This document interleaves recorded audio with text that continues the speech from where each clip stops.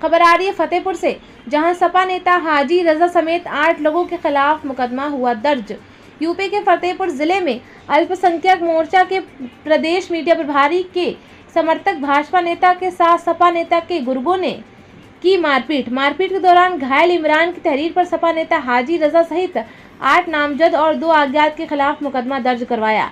भाजपा नेता फैजान रिजवी ने press conference कर कहा कि वर्ष 2021 में सपा नेता हाजी रजा ने अपने गुर्गों के साथ मारपीट कर जान से मारने का प्रयास किया और मुकदमा दर्ज कराया, जिसके बाद खुली आपराधिक हिस्ट्री के बाद जिला बदर किया गया। आज भाजपा नेता के साथी के साथ मारपीट के बाद कहा कि उनके दोस्तों को सपा नेता के गुर्गे उनके इशारे पर मारपीट कर फोन पर धमकी दे रहे हैं कि अगर उनका साथ दिया तो उनको जान से मार देंगे। वहीं पुलिस ने सपा नेता हाजी रजा, सद्दू स्टोरी, नबील, राहत, मोहम्मद रिजवान उर्फ शानू, मोहम्मद अकीब, शादमान, असगर अली और 2 अज्ञात के विरुद्ध मुकदमा दर्ज करवाया है। सदर कोतवाली पुलिस ने बताया कि इमरान की तहरीर पर बीएनएस की धारा 191, 2, 191, 3, 109, 309, 4, 351, 461, 2 के तहत मुकदमा दर्ज किया गया।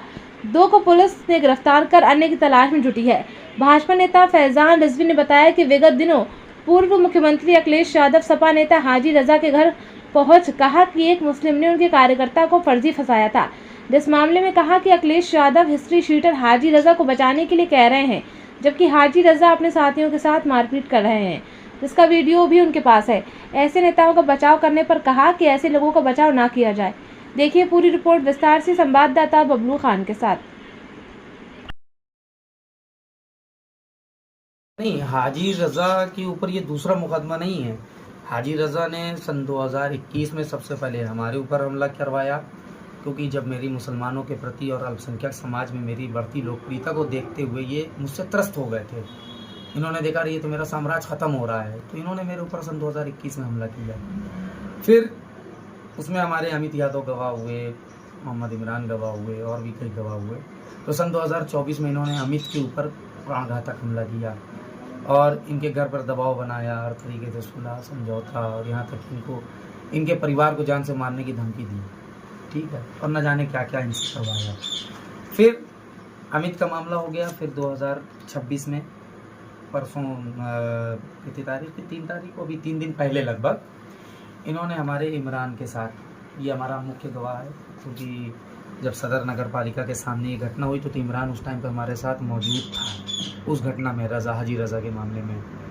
और अभी हाल में हाजी रजा के ऊपर इन्होंने, हाजी रजा ने सन 2026 में इनके ऊपर फिर एक नया हमला अभी 3 दिन पहले कराया।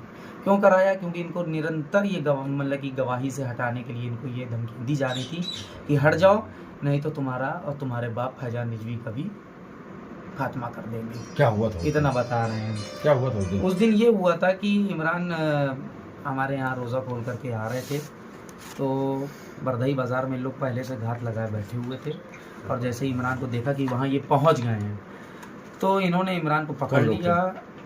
उसमें राहत थे और मोहम्मद रिजवान और शानू थे और आकिब जो नगर पालिका में कार्यरत है, और दूसरा असगर अली थे और शादमान थे, नबील थे और 1-2 लोग और थे।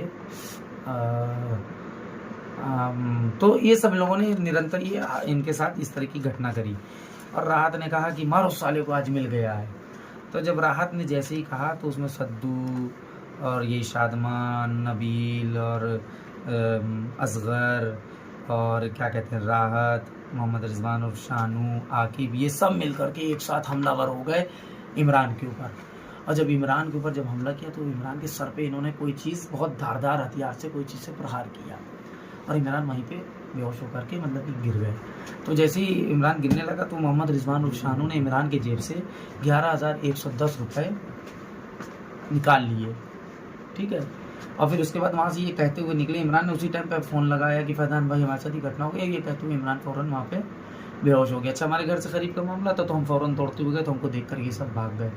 तो जब भागते हुए राहत ने वहाँ अपने साथी में से किसी से कहा कि रज़ा भाई को फ़ोन करके बता दो, रज़ा भाई को बता दो, रज़ा भाई तक ये मैसेज पहुँचा दो कि आपके आदेश का सम्मान करते हुए आज इमरान का काम तमाम कर दिया है।